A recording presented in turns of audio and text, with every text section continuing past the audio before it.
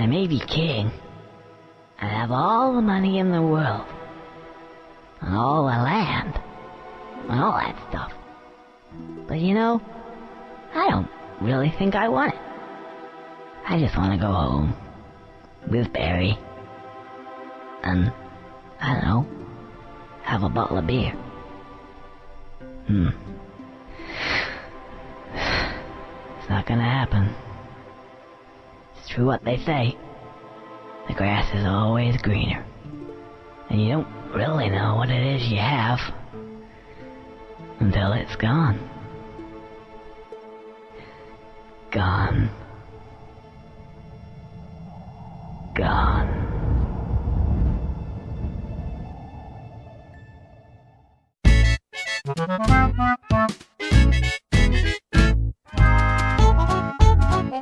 Once an innocent red squirrel, Conker blossomed into the hungover star of the classic Conker's Bad Fur Day. The world our hero groggily finds himself in is that of a Saturday morning cartoon, if that cartoon was made by Adult Swim. Conker's Bad Fur Day stretched the rating system to its limits and brought something entirely fresh and unexpected to the gaming market. However, while the game flopped financially, it gained a bit of a cult following for its fantastic comedy writing and satisfying game mechanics. With this well-refined game, we gained one of the most beloved characters by Rare, Conker the Squirrel.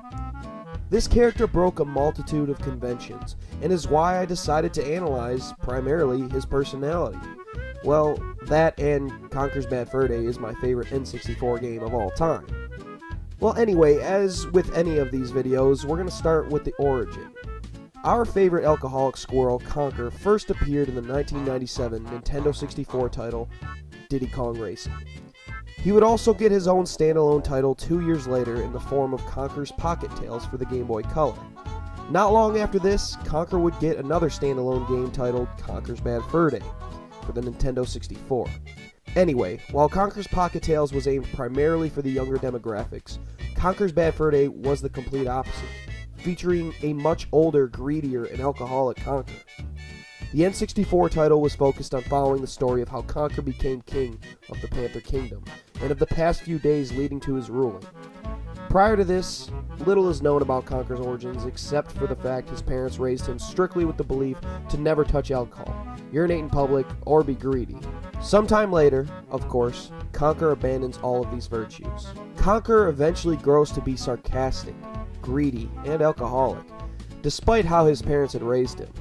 With this in mind, I also noticed that throughout his adventure he could maintain a civic demeanor, even when faced by a rough character. But he does manage to sneak in some kind of snark thought about the individual once in a while. So although Conker drinks and commits various lewd actions, he is generally a well-mannered individual.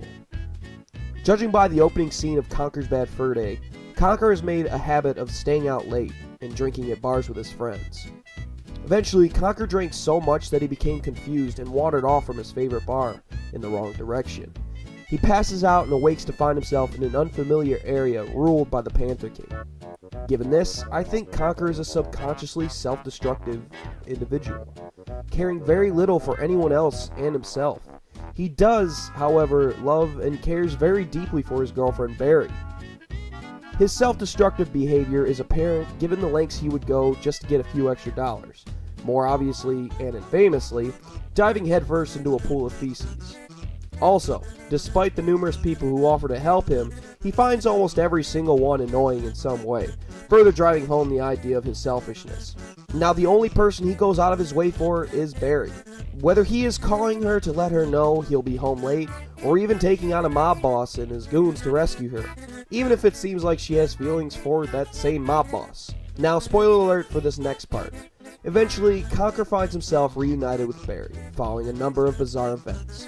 As the two go to live happily ever after, Barry is betrayed and is killed by a mafia boss, Don Wiseau, by the order of the Panther King. However, the Panther King is also betrayed and killed by his supposed ally, Professor Von Krippelsack.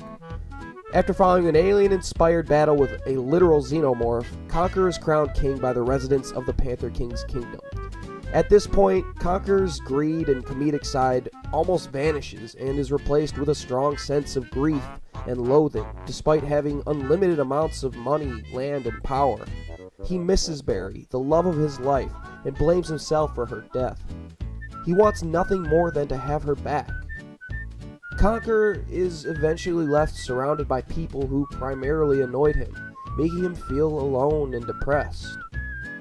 The game closes with Conker reflecting on how much he misses the simple life of being in love and having the opportunity to go home to see Barry every day and the simplistic beauty of cracking open a bottle of beer, stating that the grass is always greener and you don't really know what you have until it's gone.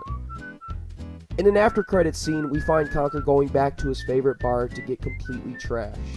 He exits stumbling, just as he did in the opening of the game, only this time he wears the Panther King's crown and, more importantly, stumbles off in the opposite direction, probably to avoid ever returning to the area all these bad things had happened, and probably also to avoid his unwanted duties as king.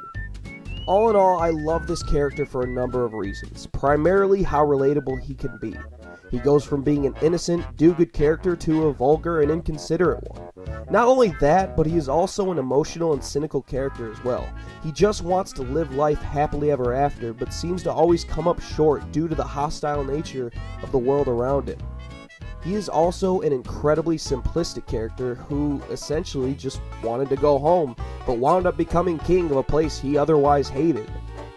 To summarize, he is an ironic, comedically tragic character, and someone we can all take a bit away from, whether it be the lesson to appreciate the things you already have, or simply even an entertaining character that holds a special place in the nostalgic part of our minds.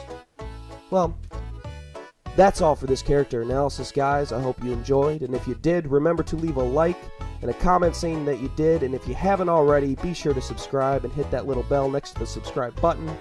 And I will see you all again very soon. And as always, stay rotten, everybody.